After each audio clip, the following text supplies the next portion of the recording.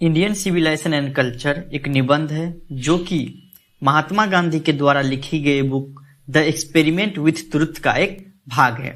इसमें Mahatma Gandhi Indian civilisation को और सब देश के सिविलाइजेशन से कंपेयर करते हैं कि हमारी जो सभ्यता है, संस्कृति है, वो अभी भी वैसे ही है जैसे पहले थी, ठीक ना, और दूसरे देश की सभ्यता बदल गई है। महात्मा गांधी आगे कहते हैं कि दुनिया में हर एक देश ना अपनी संस्कृति भूल चुका है, लेकिन भारत ही ऐसा है जो पहले था वो भी अभी भी है, ठीक ना। इनके लिए भारत के लोगों को असभ्य, जाहिल और जिद्दी भी बोला जाता है कि जो सभ्यता पहले था उसमें कुछ बदलाव नहीं करना चाहता है। लेकिन भारत की जो खूबसूरती है इन्हीं सभ्यता के कारण आता है, इसलिए भारत अपनी सभ्यता संस्कृति को बदलना नहीं चाहता है। आगे महात्मा गांधी ने सभ्यता का परिभाषा देते हैं कि आखिर सिविलाइजेशन होता क्या है, और एग्जाम में ये बहुत ज्यादा पूछा जाता है इनका परिभाषा। वो कहते हैं क्या, civilization is that mode of conduct which points out to man the path of duty. अर्थात वो कहते हैं क्या, सभ्यता एक रास्ता है जो इंसान को उसके फर्ज की ओर ले जाता है कि क्या करना चाहिए, क्या नहीं करना चाहिए हमें, और हमारी जो आदत है उसमें किस तरीके से सुधार करना चाहिए। यही हमारी सभ्यता है। और सभ्यता संस्कृति की बात करें तो नैतिकता का पालन करके ही हम अपना दिमाग और अपनी भावनाओं पर नियंत्रण कर सकते हैं, ये याद रखिएगा। वैसे जो गुजराती में सिविलाइजेशन का अर्थ होता है अच्छा चरित्र बताया जाता है, समझे, अर्थात गुड कंडक्ट। आगे महात्मा गांधी कहते हैं कि और सब कवि ना इसके बारे में बोलते हैं कि अगर ये परिभाषा सही है जिसमें बताया गया कि इंसान को अपने फर्ज की ओर लेके जाता है, हाँ, और हमें क्या करना चाहिए, क्या नहीं करना चाहिए, हाँ, अच्छी आदत को अपनाए, बुरी आदत को समाप्त कर दीजिए, ये हमारा सिविलाइजेशन है। अगर ये परिभाषा सही है तो बोलता है क्या, इंडिया ना सही रास्ते पे जा रहा, क्योंकि इंडिया का जो पहले सभ्यता संस्कृति था वो अभी भी है, और हमारी सभ्यता संस्कृति में कुछ भी बदलाव करने की जरूरत नहीं है।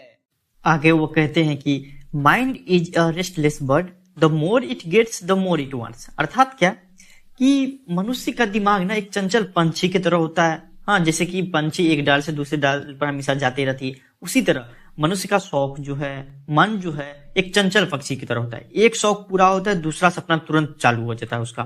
बाइक ले लिए तो कार का सपना चालू हो जाता है। अर्थात क्या, हमारा जो दिमाग है वो चंचल है। इसलिए हमारे पूर्वज जानते थे कि हमारी जो खुशी है वो मानसिक तौर पे हो सकती है, ना कि इस भोग विलास की चीजों में।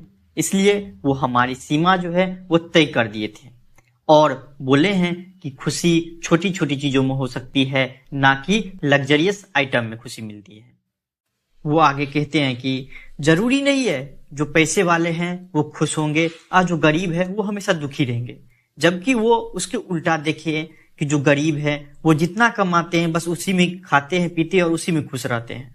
लेकिन जो अमीर रहता है ठीक उल्टा, जो जितना कमाता है उससे ज्यादा उसकी चाहत रहती है और वो हमेशा दुखी ही रहता है। अब वो भारत के सभ्यता संस्कृति के बारे में बोलते हैं। उस टाइम की बात है जब महात्मा गांधी यंग थे और वो भारत की आजादी के लिए लड़ाई लड़ रहे थे। उस टाइम की बात है। वो बोलते हैं कि पहले की जो शिक्षा व्यवस्था थी हमारी, जो गुरुकुल की व्यवस्था पे था कि मतलब अगर गुरु के पास जाइए, पढ़िए और उसके बदले गुरु दक्षिणा देना पड़ता था, वो वही अभी भी हमारी है।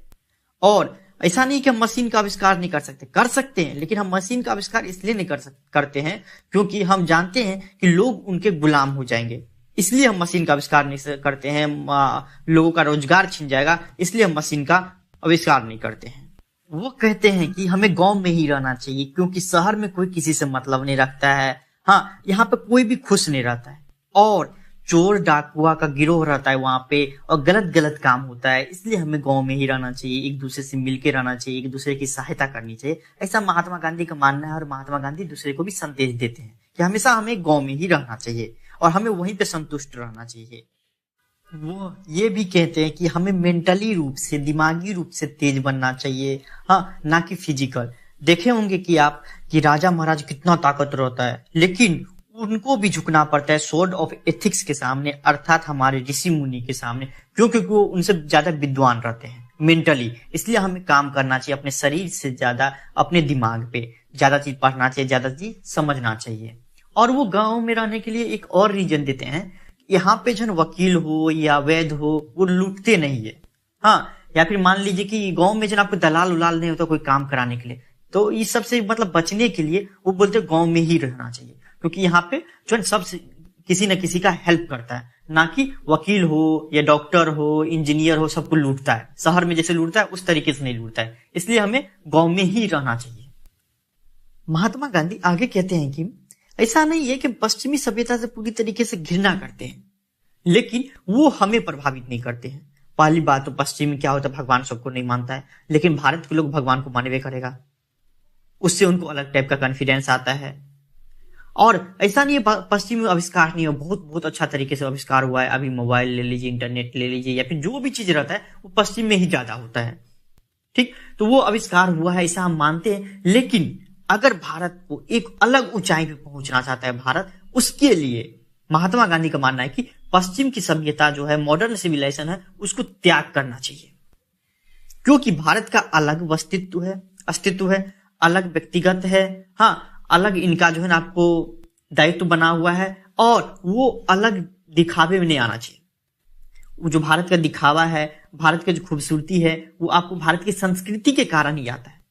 जबकि पश्चिमी सभ्यता में क्या है, छोटे छोटे कपड़ा पहनना, शादी से पहले बच्चा, डाइवोर्स, एक से अधिक शादी कर सकते हैं। लेकिन भारत ने बोला ये सब हो ही नहीं सकता। इसी सब कारण से भारत की खूबसूरती बनी हुई है, और इस कारण से हम क्या करेंगे, पश्चिम की सभ्यता को अपने अंदर नहीं लाएंगे, जिसमें ये बुराई है। ठीक, वो कहते हैं कि मॉडर्न सिविलाइजेशन जो है, पश्चिम लोग जो है ना भौतिक चीजों में खुशी खोजते हैं। अर्थात क्या, जैसे मान लीजिए सोना खरीद लिया तो खुश हो जाता था, कार खरीद लिया खुश हो जाता है, बाइक खरीद लिया खुश हो जाता है, लेकिन वो क्षणिक खुशी होता है, थोड़ी देर के लिए खुशी रहता है। लेकिन अगर आप जिंदगी भर खुश रहना चाहते हैं तो आपको भगवान में बिलीव करना पड़ेगा, भगवान को मानना पड़ेगा, सब कुछ भगवान पे छोड़ना पड़ेगा। वो पश्चिमी या फिर मॉडर्न सिविलाइजेशन जो फॉलो करता है, पश्चिमी लोग सब खुश नहीं रहता है, क्योंकि वो भगवान को मानवे नहीं करते हैं। इसलिए वो हमेशा खुशी नहीं रहते, थोड़ी देर के लिए खुशी हो जाते हैं, फिर वो दुखी हो जाते हैं। ठीक ना। और ऐसा नहीं है, महात्मा गांधी बोलते हैं कि हिंदू धर्म जो है ना कोई आविष्कार नहीं किया है। हाँ, ठीक उसी प्रकार हिंदू धर्म ने धर्म, आकांक्षा एवं आत्मा के बारे में अद्भुत खोज की है, लेकिन इन खोजों को देखने के लिए हमारे पास आंख नहीं है। लेकिन भौतिक चीज को जो खोज किया है, जैसे कार सबका, बाइक सबका, इस सब कुछ देखने के लिए मेरे पास आंख है। लेकिन हिंदू धर्म में हिंदू जो किया है, इंडिया जो किया हुआ खोज, उस खोज को देखने के लिए हमारे पास आंखें नहीं है। वो आगे कहते हैं कि अगर तुम्हें नहीं विश्वास, जाके ग्रीस देख लो, वहां पे world famous civilization Attic civilization था, लेकिन वो भी अभी मिट चुकी है। लेकिन उसी के साथ भारत आके देखो, जो आपकी सभ्यता संस्कृति थी, घूंघट प्रथा, अर्थात बड़े आदमी को देख के जो माँ बहन घूंघट करती थी, वो अभी भी जिंदा है, अभी भी करती है। अर्थात सिविलाइजेशन अभी भी हमारी जिंदा है, और उसी के कारण हम जाने जाते हैं। वो आगे कहते हैं कि जिस तरह यूरोप के लोग भोग विलास जैसे कि शराब हो गया, शबाब में ज्यादा इंक्लूड रहते हैं, और दिन ब दिन उसकी जिंदगी और बर्बाद होती जाती है, उसी तरह हमें नहीं करना है। जबकि हमें plane living and high thinking, अर्थात सादा जीवन और उच्च विचार के साथ जिंदगी जीना चाहिए, जितना है उतने में खुश रहना चाहिए, और आराम से जिंदगी काटना चाहिए।